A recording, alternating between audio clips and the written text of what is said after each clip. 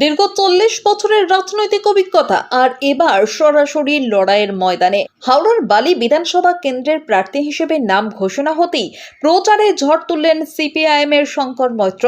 সোমবার বামফ্রন্টের প্রার্থী তালিকা সামনে আসতেই এক মুহূর্ত সময় নষ্ট না করে দলীয় কর্মীদের নিয়ে এলাকায় নেমে পড়েন তিনি। সক্রিয় রাজনীতির সাথে 4 দশক যুক্ত থাকলেও শঙ্কর বাবুর কাছে এটি প্রথম নির্বাচনী লড়াই।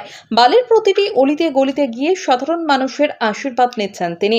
জনসংযোগের মাঝেই তুলে ধরছেন রাজ্যের বর্তমান পরিস্থিতির কথা।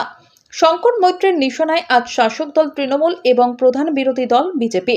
তার স্পষ্ট দাবি, এবারের নির্বাচন শুধু জেতা হারার লড়াই নয়, বরং বাংলাকে বাঁচানোর লড়াই। তৃণমূলের অপশাসন এবং বিজেপির সাম্প্রদায়িক রাজনীতির বিরুদ্ধে সাধারণ মানুষকে একজোট হওয়ার আহ্বান জানান তিনি।